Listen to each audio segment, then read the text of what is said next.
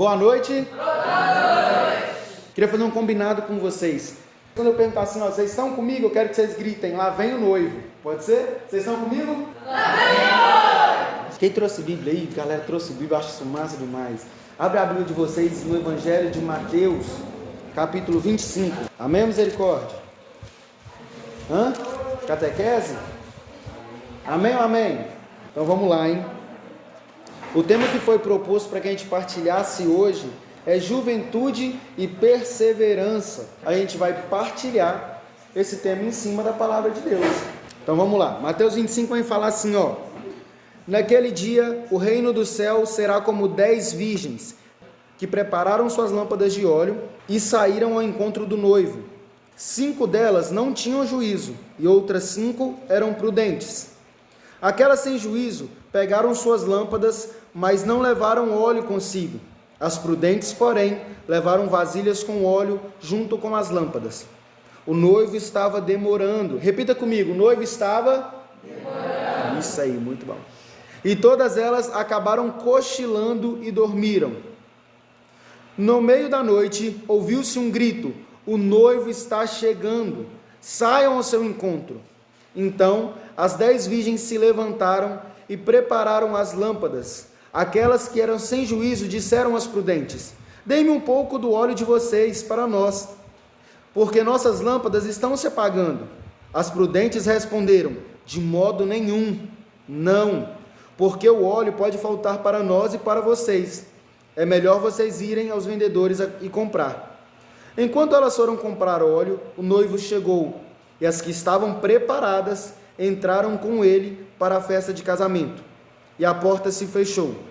Por fim, chegaram também as outras virgens e disseram: Senhor, Senhor, abre para nós a porta. Ele, porém, respondeu: eu garanto a vocês que não as conheço. Eu garanto a vocês que não as conheço. Vocês estão comigo? Caraca, lá vem o noivo. E a pergunta inicial é: quem é que nós somos?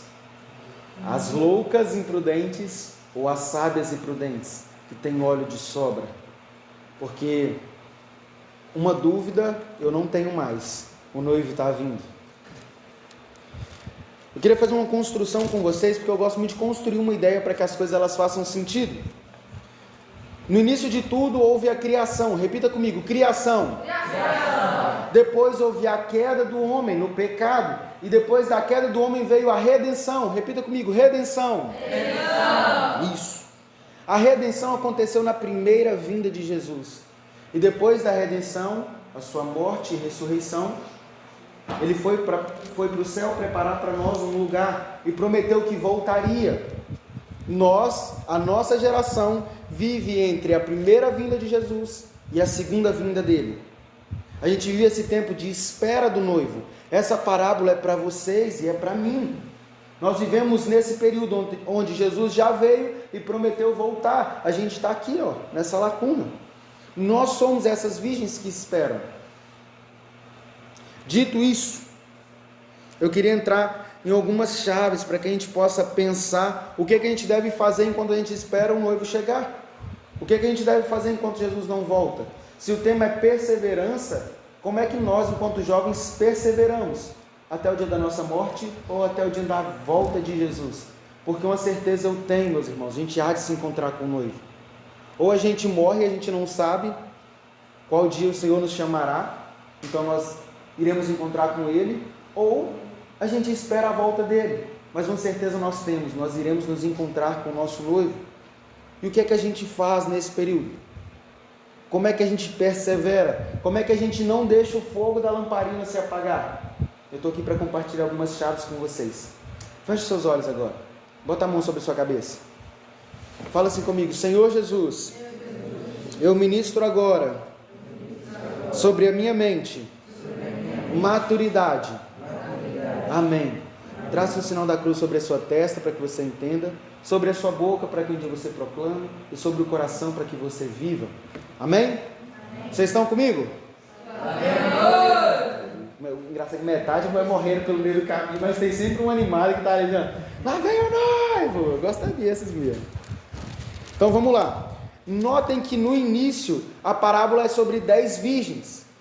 E aí às vezes a gente pensa que as 5 malucas, as 5 imprudentes, a galera que está fora da igreja. Mas não. Jesus narra 10 virgens. As 10 esperavam o noivo. As 10 acreditavam que existia um noivo que haveria de vir para encontrar e se casar com elas. Ou seja, as 10 virgens são pessoas de dentro da igreja. As 10 virgens conheciam o noivo e estavam prometidas a se casar com ele. Não são 5 pessoas fora da igreja e 5 pessoas da igreja, não.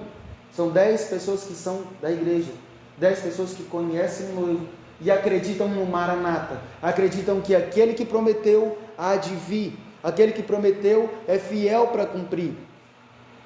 Ou seja, a gente não está batendo papo aqui hoje com a galera que está desviada, não. A gente está batendo papo só com a nossa galera hoje. A palavra hoje é exclusivamente para nós. Senão a Bíblia não falaria 10 virgens, falaria dos ímpios, falaria dos injustos, falaria dos pagãos, mas não. São 10 pessoas, assim, a diferença não está na crença delas, mas como elas vivem a crença delas. A diferença não está se elas acreditam e são prometidas ao noivo ou não. A diferença está no quanto elas se prepararam, no quanto elas perseveraram até o noivo chegar. Vocês estão comigo? Então vamos lá. 5 são sábias e 5 são imprudentes. Em algumas traduções a Bíblia chama de loucas. Eu espero que a gente não seja das loucas. Eu queria dizer que ser das 5 sábias, prestem bem atenção, ser das 5 sábias não é sobre ser intenso, não é sobre na reunião do EAC a gente levantar os nossos braços, gritar para Jesus, eu te amo, Deus. Não é sobre no final de semana a gente chorar pra caramba, e também não é sobre a gente fazer um pouquinho todo dia. Ser dessas que tem óleo de sobra, ser dessas sábias, é sobre ser intenso e sobre ser constante. Ou seja, é sobre uma intensidade, aliás, é sobre uma constante intensidade. Repita comigo, constante intensidade. Vamos junto. Constante intensidade. Essa é a primeira chave que eu queria compartilhar com vocês. Ser das 5 prudentes, ser das 5 sábias, é sobre ter uma constante intensidade. Não é fazer um pouquinho e falar assim, já tá bom, já rezei o texto hoje, não preciso fazer mais nada. Fui na missa domingo, não preciso fazer mais nada. Cara, não é sobre isso. E não é sobre também a gente vir na reunião do EAC, deixar pro domingo, falar, nossa, fiz um montão, fui intenso. Não. É sobre ser intenso todo dia. Mateus, tem jeito? Tem jeito. E hoje eu vou passar algumas chaves para vocês. Eu não estou falando aqui de nunca mais, nossa, Mateus, nunca mais cair, nunca mais deixei um dia de rezar. Não. Eu só estou falando que cair para nós, que buscamos ser dessas 5 prudentes, precisa ser cada vez mais raro e a gente precisa levantar cada vez mais rápido. Vocês estão comigo? Está pegando a emoção. Constante intensidade é assim, Vocês perceberam que todas começaram queimando? A Bíblia fala que todas as 10 estavam com as lamparinas acesas. Então não é sobre começar queimando, é sobre queimar até o final. Isso é ser constantemente intenso. Não é sobre começar bem, é sobre ir bem, ou até o dia da nossa morte, ou até a volta de Jesus. Ser das 5 prudentes é acumular óleo, e é sobre comecei queimando e terminei queimando. Eu não queimei só no final de semana do EAC. Nas reuniões eu também estou queimando, na minha escola eu também estou queimando, na minha casa eu também estou queimando. Amém? Parece impossível, não parece? Mas tem jeito. Quando eu olho para a vida dos santos, eu entendo que tem jeito. Quando eu olho para a vida de São João Paulo II, eu entendo que tem jeito. Quando eu olho para a vida de Santa Teresa d'Ávila, quando eu olho para a vida de São João Bosco. E quer saber de uma coisa? Eu acredito que os próximos santos estão aqui me ouvindo agora. Eu acredito que vocês serão a liderança talvez dos meus filhos. Do filho dela, talvez. Já pararam para pensar nisso, velho? Talvez vocês liderem os nossos filhos. E talvez os filhos de vocês é que apressarão a vinda de Jesus. Mas eu não estou a fim de esperar até lá. Eu preciso apressar a vinda de Jesus hoje, com santidade de vida. Amém ou amém? Amém. Então, qual que é a primeira chave? Alguém sabe me responder? Constante intensidade. Não é sobre começar queimando, é sobre queimar até o final. Amém? Vamos para a segunda chave? Segunda chave. Não adianta andar com quem está cheio de óleo, porque óleo não se empresta. Essa é a segunda chave. Vocês notaram que, numa parte da parábola, elas dormiram e quando elas acordaram, as loucas começaram a perceber que, caraca, está apagando. Caraca, a lamparina da capital está apagando, o que eu faço agora? Aí olharam para aquelas que tinham se preparado melhor e falaram, cara, me dá um pouquinho do seu óleo. Elas falaram, não, mãe. Se eu te der o óleo que é meu, pode ser que apague a sua e apague a minha. Óleo é individual. Daqui a pouco nós vamos falar o que é o óleo. Mas já começa a construir essa ideia. Não adianta andar com quem tem óleo. Não adianta. Porque óleo é individual. Não adianta chegar no fim dos tempos e falar assim, Jesus, eu fiz parte de um EAC que era avivado demais. Eu fiz parte de um EAC que mobilizava um bairro, que lotava uma paróquia. Não adianta, se não for você.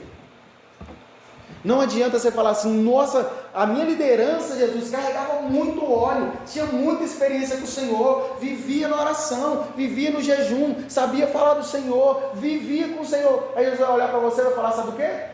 Mas eu não te conheço, eu conheço ele. Você eu não conheço. Mas vai ser muito doloroso. Chegar no fim dos tempos, a gente bater na porta e falar, noivo, abre para mim. Ele fala, cara, eu te conheço, abre para você para quê? Notem. Se a gente não adora Jesus hoje, se a gente não vive com Jesus hoje, se a gente não conversa com Ele, se a gente não passa tempo com Ele hoje, o que a gente vai fazer no céu? Porque a galera acha que o céu é um playground, né? Tipo assim, um parque de diversão, qualquer coisa desse aí. Não sei o que vocês pensam que é o céu, mas eu vou contar para vocês. O céu é ser um só com Deus Pai, Filho e Espírito Santo para toda a eternidade. O céu é viver em comunhão com Deus indissolúvel para todo sempre. Então, se eu não busco união com Deus agora, se eu não busco me relacionar com Deus agora, o que é que eu vou fazer no céu? Vejam bem.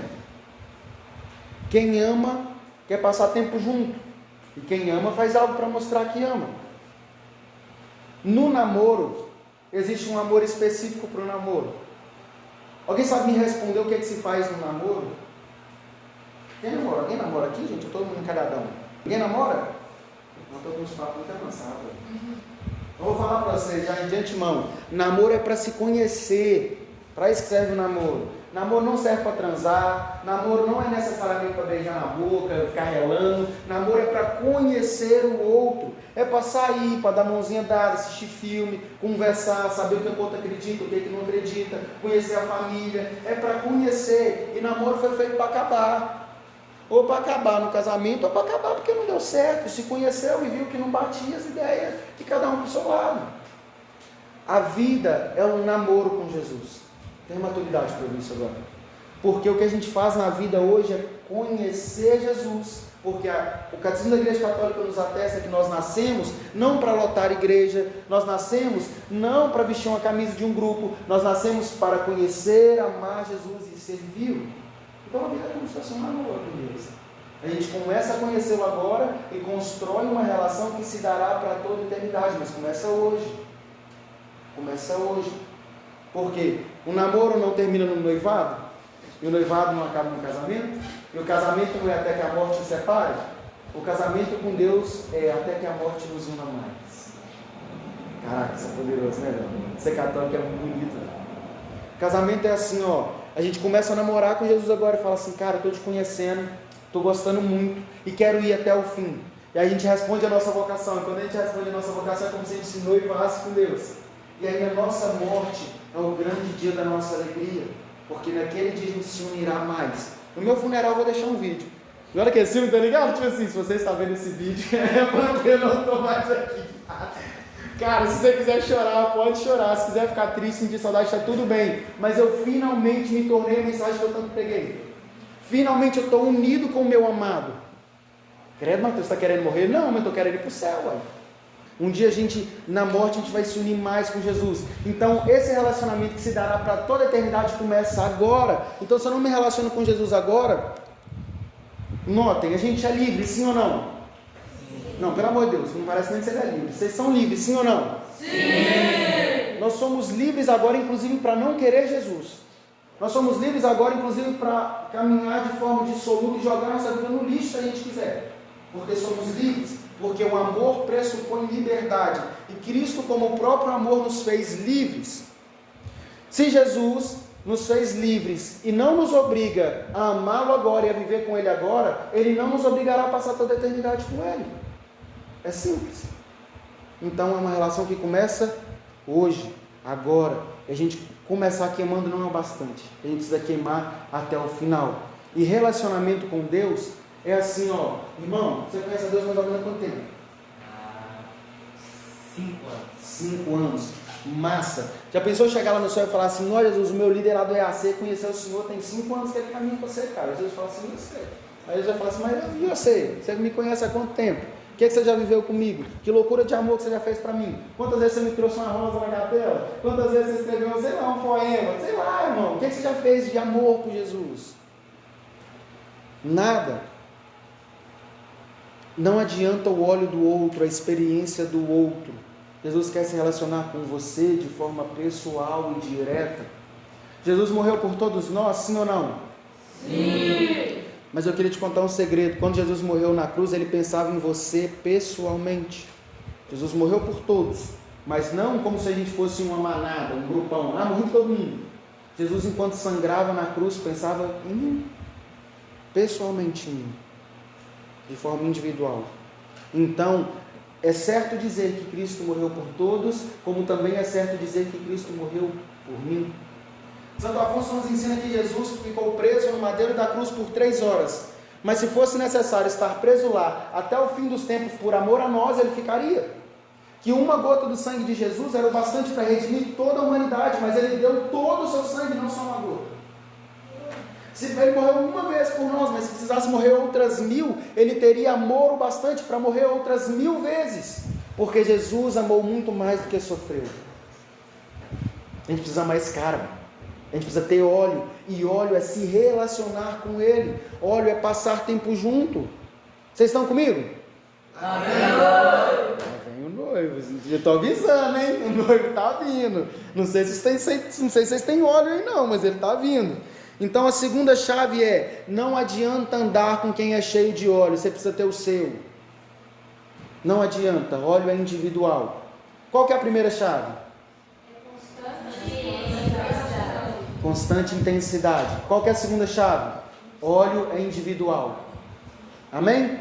Amém. Terceira chave, já estamos quase acabando. Para acumular óleo, a gente precisa de uma palavra surpreendente, e que a nossa geração tem muita dificuldade de falar. Lá no versículo 7, mais ou menos, as virgens que não foram prudentes, elas acordam e elas percebem que as lamparinas estão apagando, e o que elas pedem? Para emprestar um pouco do óleo. E o que as sábias falam? Não, de maneira nenhuma. Para a gente acumular óleo, nós, cristãos católicos, juventude de Jesus, nós precisamos aprender a falar não. E talvez essa seja a chave mais importante de hoje. Nós precisamos urgentemente aprender a falar não. E toda vez, obviamente, que a gente diz um sim, a gente não está dizendo um não. Se eu digo sim para Jesus, eu estou dizendo não para um monte de outras coisas. Brinquei aqui do namoro e do casamento. Se a gente namora, a gente fala sim para alguém, a gente está falando não para todas as outras. É verdade ou não é? Sim. Se eu me caso e faço uma promessa no altar diante de Deus, diante de Jesus e sua igreja, eu digo sim para uma pessoa e eu estou falando não para todas as outras. Então, se eu estou dizendo sim para Jesus, eu preciso tomar consciência de quantos nãos eu terei que dizer e dizê-los de forma firme, pé no chão. Nossa, irmão, você viu aqueles livros do Harry Potter lá, velho? 7 livros, pá, gigantão. Cara, não vi não. Você vai ler? Não. Cara, eu gosto de Harry Potter, tá? Eu 4 livros, inclusive. Estou dizendo isso, não é porque, nossa, não pode ler Harry Potter, que é do capeta. Nossa, você viu aquela série lá com 12 temporadas, você vai assistir? Não. Sabe o que eu estou falando nisso? Ó, veja bem. Não sou contra a série, eu gosto de assistir série. Não sou contra ler livro, eu amo ler livro. Não sou contra joguinho, tem joguinho no telefone também, amo jogar um jogo. Os nãos que eu estou dizendo é que quanto tempo a gente tem passado com o celular, ou com a série de 12 temporadas, ou com um livro que é uma coletânea de livros, e quanto tempo a gente tem passado com o livro dos livros, quanto tempo a gente tem passado meditando a palavra de Deus, quanto tempo a gente tem se doado para um relacionamento com Jesus. Se essa balança está discrepante, é porque talvez você não está falando os nomes que são necessários falar. Te falta ordem. E ordem é assim, Deus, pessoas e depois coisas.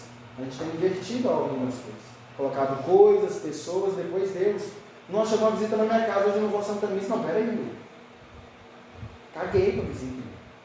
Nossa, Matheus, você não ama a visita? Não, mas eu amo mais Jesus. Não tem nada mais importante que a Santa Missa. Cara, você gosta de livro? Gosto, mas se eu não estiver lendo a Bíblia e estiver lendo todas as outras coisas, está errado. A gente precisa ter ordem. Eu acredito que na nossa adolescência, na nossa juventude, tem faltado essa ordem. E a gente tem dito sim para várias coisas e não para o cara que a gente devia falar sim para caramba. É verdade ou não é? Vocês estão comigo? Então a terceira chave é: nós precisamos aprender a dizer não. Desde as coisas mais básicas e dos pecados sociais. Cara, vamos fumar um baseado? Não. Mas por quê? Vocês nem responderam. Eu já respondi sim para Jesus, então para o baseado vai ser sempre não. Estão entendendo? Isso eu estou falando do superficial. Vocês querem entrar numa conversa mais profunda, sim ou não? Será que vocês têm maturidade para entrar numa conversa mais profunda? Tem vezes que vocês vão ter que dizer não para cargos. Quando o inimigo não consegue mais, batendo um papo de maturidade com vocês aqui, conversa aqui comigo. Quando o inimigo não conseguir mais levar vocês para os pecados escandalosos, cara, você já aprendeu a falar não para droga, para cachaçada, para rolezada. Quando vocês aprenderem a falar não para todas essas coisas, o inimigo não conseguiu mais te ganhar nessas coisas, porque agora você fala não, eu estou em Jesus e tal. Sabe qual é a estratégia do inimigo? Te botar para trabalhar para Deus. Ué, como assim, Marcos? Para trabalhar para Deus? Porque enquanto você trabalha para Deus, você não se relaciona com Deus. Nós não somos chamados para ser trabalhadores, porque trabalhador merece salário. A gente não está aqui no EAC para receber salário. Eu não prego para ganhar tapinha nas costas, aplausos, olhar de admiração. Muito pelo contrário. Eu prego por amor a Cristo Jesus. E eu acredito que vocês vêm para o EAC por amor a Jesus. Porque para sair da sua casa num domingo, 5 horas da tarde, para vir ver um cara todo tatuado ficar falando aqui um monte de coisa, tem que amar Jesus, não é possível. Vocês estão comigo? Cara, quando o inimigo não conseguir mais seduzir vocês para fazer as coisas ilícitas, ele vai tentar enganar vocês com as coisas lícitas, te dar um monte de cargo, um monte de coisa para fazer na igreja, e a pouco você está cansado e quer sair. Nossa, estou sobrecarregado da igreja, precisa dar um tempo de Deus. Sacou?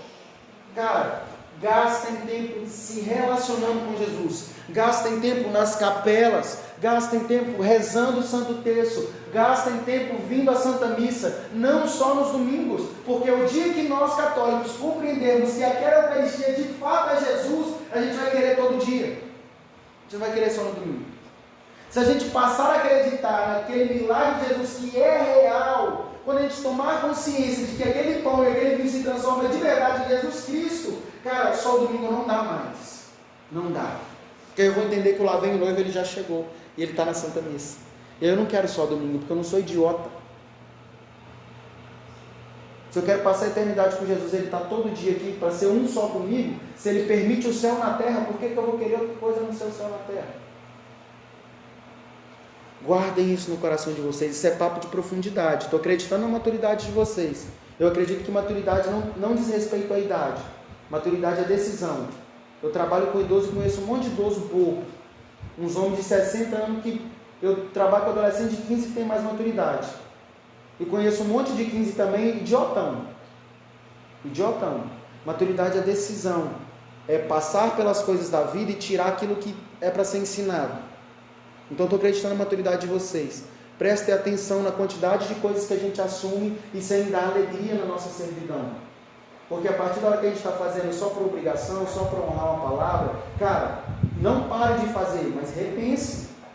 Não largue a virtude que você já adquiriu. Porque eu também tenho raiva daquelas pregações que é assim, se você não está fazendo mais com alegria, vai embora, larga a igreja, larga os cargos. Não! Larga a tristeza, larga essa frieza espiritual. Não larga a virtude, larga o que está ruim, a virtude está bom. Repense a sua caminhada com Jesus. Será que eu não assumi coisa demais? Será que eu não dei um passo maior que a perna? Será que esse convite veio com o nome de Jesus, mas Jesus queria que eu estivesse lá?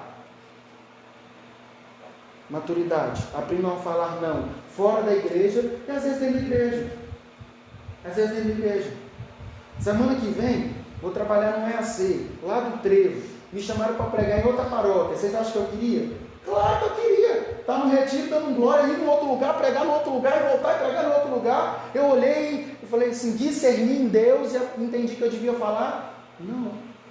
Cara, você já deu um sim para um lugar. Você precisa estar inteiro lá.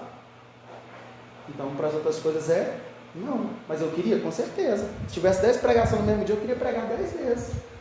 Sabe por quê? Porque eu escuto Deus falar através da minha boca e isso me deixa em êxtase.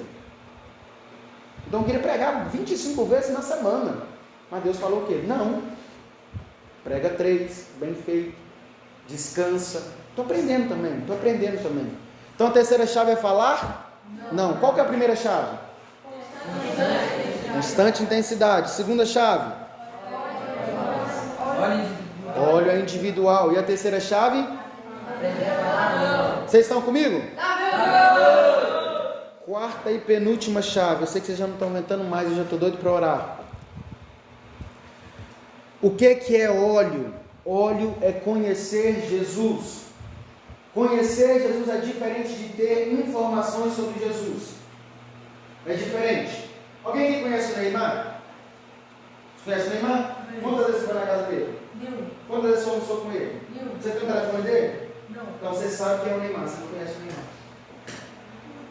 Pegaram a visão? Tem gente que sabe um montão de coisa de Jesus. Sabe que ele teve 30 anos de escondimento, 3 anos de ministério, sabe que ele morreu numa cruz, sabe que ele ressuscitou, sabe que ele era filho de Maria, sabe que ele está na Eucaristia, sabe de um monte de coisa, tem um monte de informação, mas não conhece. Porque conhecer pressupõe conviver, conhecer pressupõe passar tempo junto. Óleo é o quanto que você conhece de Jesus. Isso que é o óleo da lamparina. Óleo é experimentar, e experimentar vem de gustarem, gosto, provar. Tem um montão de gente que sabe quem Jesus é, mas não conhece Jesus, não experimentou Jesus, não tem tempo de secreto com Jesus. Se eu te pedisse para contar o seu testemunho com Jesus, você saberia contar? Para eu pensar, não precisa me responder não quero te expor. A gente tem que parar de dar o testemunho que é do outro. Nossa, foi um irmão lá, velho, pregou semana passada aqui, que ele tinha uma família assim assado. Nosso testemunho do Zezinho, nosso testemunho da Duda. Irmão, o seu. Lembra que óleo é individual? Se óleo é individual, o que é o óleo? Relacionamento com Jesus. Isso a gente precisa ter de sobra. Então, pega a visão? Vocês estão comigo? Vocês entenderam que as sábias tinham óleo sobrando? Então elas conheciam Jesus de sobra. E conhecer Jesus de sobra, ter óleo de sobra, é diferente de ter óleo só por dia. Sabe o que é ter óleo só por dia? Óleo por dia é quando eu estudo só para pregar. Vai apagar. Uma hora outra apaga. Ter óleo só por dia é quando eu me confesso que eu tenho que ir para o EAC. Vai apagar. Você pode esperar que vai apagar. Quando eu me confesso, porque eu tenho que ir para a missão. Nossa, eu vou viajar, vai ter o borro, então eu vou confessar. Vai apagar. Isso é ter óleo só por dia. Ter óleo de sobra é eu caí hoje, eu já ligo aqui para a paróquia desesperado, tem confissão hoje, o Padre Assis está aí, o Padre Paulo está aí, por quê? Porque eu amo, e se eu amo e ofendi, eu tenho que pedir desculpa, e se eu entendi que eu ofendi, tenho que pedir desculpa, eu quero fazer logo, para ter óleo de sobra. Eu não estudo para pregar, eu estudo para amar e conhecer Jesus, porque quanto mais eu conheço dele, eu entendi que mais eu amo, e quanto mais eu amo, mais eu busco, e mais ele se dá a conhecer. Se você estuda para pregar, nossa, eu vou estudar aqui violão para me tocar no EAC, vai apagar. Se for motivação inicial, está tudo bem, mas se você perdurar só nessa motivação, vai apagar. Estuda para você tocar na capela para Jesus. Jesus, eu quero cantar canções para o Senhor, o que o Senhor quer ouvir? Entendeu? Nós precisamos ter óleo de sobra, e óleo é o quanto eu conheço Jesus. Ter óleo é relacionamento com Jesus. Isso precisa ser sobrando, porque o noivo pode demorar. Lembra que a parábola falava isso? O noivo demorou. Ele demorou a ponto delas inclusive dormirem. Então tenham óleo de sobra. Vocês estão comigo? Última coisa, e eu finalizo aqui, já até fechei minha Bíblia. Não sei se vocês notaram, mas existe uma pessoa diferente dos outros. A parábola é sobre 10 virgens, mas tem alguém que grita, lá vem o noivo.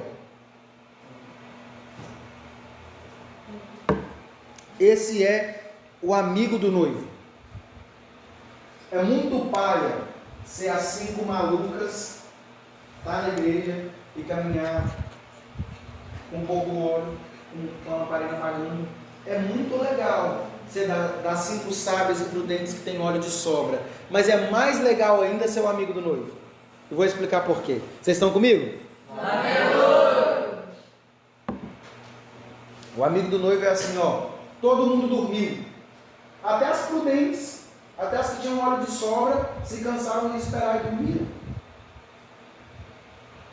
Mas teve alguém que não dormiu. E aí ele grita, e é por isso que elas acordam. Lá vem o noivo, vão ter com ele.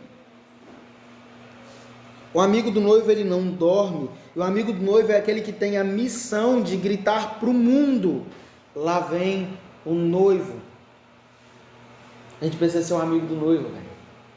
Mais do que ter óleo de sobra, é ser íntimo o bastante para ter vida de secreto com o noivo e anunciar: lá vem o noivo. Tem uma galera que nunca fez EAC lá na sua escola, e o Mateus talvez nunca chegue na sua escola. Tem uma galera que nunca vai assistir meu podcast, infelizmente, nunca vai ouvir meu podcast, porque talvez não foram reservadas essas almas para mim, mas talvez foram para você. Tem uma galera na sua escola, mano, que talvez nunca ouviu falar sobre Jesus, ou ouviu falar de um Jesus que nem existe, que hoje em dia cada um está inventando um Jesus para si, né? A Bíblia fala que no fim dos tempos as pessoas negarão a sã doutrina, e cada um inventará a doutrina que quiser para viver de forma dissoluta. Então tem um monte de galera inventando o próprio Jesus, inventando o próprio Salvador para viver do jeito que quer. Tem uma galera na sua escola que não conhece Jesus de verdade. E cabe a você, se você for amigo do noivo, gritar: lá vem o noivo, eu conheço ele. Quem é amigo do noivo, é íntimo do noivo, anuncia para o mundo: lá vem o noivo. Vocês estão comigo?